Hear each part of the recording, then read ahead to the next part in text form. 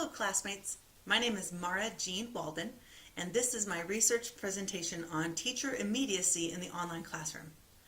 I've been a high school instructor for the last 15 years of my career, and at both of my schools have gained a reputation for being engaged, welcoming, caring, and aware.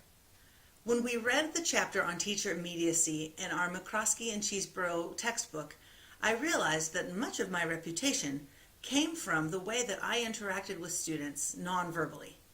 I maintained open body posture, shook their hands, and made sure that I always gave them a smile when they walked into the room. I was also verbally immediate. I knew their names, asked them questions about their lives, and kept them engaged in discussion throughout the class. Because of these behaviors, Honors English 9 and Regular English 10 became classes that students looked forward to. I never had to worry about kids skipping my class, even when it was right after lunch. I realize now that that is largely due to teacher immediacy behaviors. As I was considering what to research, I looked at my own professional goals.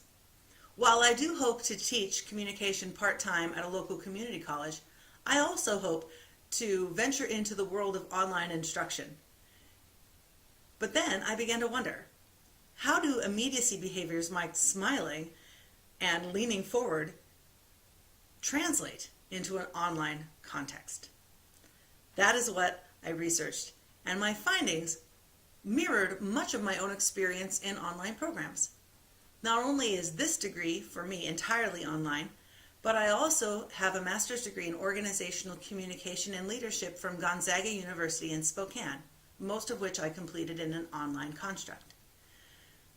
In those classes, and in these, the professors that I remember and that I feel like I can reach out to on a professional level are those who made themselves available, who I felt knew who I was, that I wasn't just a student ID number, or in this case, a profile online. And again, this was because of the way that they implemented teacher immediacy behaviors. We know from our reading that immediacy is the perceived psychological closeness between two people. Verbal immediacy behaviors include things such as asking questions and initiating discussion, using people's first names, and using humor. Nonverbal immediacy in a face-to-face context includes standing more closely to someone, forward leaning, and smiling and nodding. When we look at an online classroom, though, a concept that is important to understand is social presence. This is the sense of the whole person that we have in any online construct. So if you have something like an email, there are very few cue systems to help communicate the entire person. All they have are word choice and tone. But in another construct like Facebook or Instagram, we have things like video, emoticons, live feed, all sorts of things where a person can show up as more of who they are. This concept again is known as social presence. Communication systems with more cue systems allow for more warmth and involvement from the people that are using them. Social norms have developed with the use of computer-mediated communication to help compensate for this lack of nuance that is found in so many different communication means. Things like emoticons and capitalization are used in text messages, discussion boards, and emails, even in formal settings like the workplace, research shows, to help people know how to interpret what somebody else means. Looking at teacher immediacy, we find that in any classroom, whether it's face-to-face or online, there is something called transactional distance. This is the perceived distance between teacher and student. That's why in a small face-to-face classroom with maybe 12 students, there is a small transactional distance. Whereas in a large lecture hall with 300 students, there is a larger transactional distance. Professors in those contexts can use simple things like day-to-day conversations to help minimize that transactional distance. But in an online classroom, those interactions are harder to come by. There are some teacher immediacy behaviors that are effective both online and face-to-face. Instructor participation in a discussion and timely responses are two behaviors that are known as interactive behaviors. These behaviors specifically help to increase student engagement and cognition. Other immediacy behaviors, such as speaking or writing in a friendly tone, using people's first names, and sharing personal examples, are known as affective and cohesive behaviors.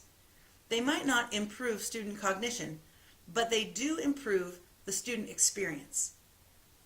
Teacher immediacy impacts student involvement, student emotions, and student motivation.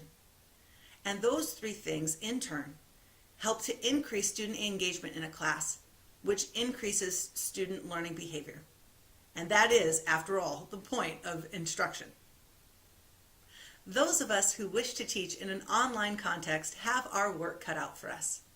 It is very easy to become what is known as a guide on the side. That the courses become just series of checkboxes of assignments and readings, and that our presence is minimal and ineffective. To battle against that, there are some strategies that research has shown to be most effective. The first one across the board is that timely responses are essential. I am sure that you, as an online student, have had the frustrating experience of not receiving timely feedback on an assignment. In one of my classes online, an entire month elapsed between when I submitted an assignment and when the grade was actually posted. As you can imagine, not only was it frustrating, but it demotivated me. I didn't know if what I was doing really met what the instructor was expecting. Timely responses, however, are incredibly affirming.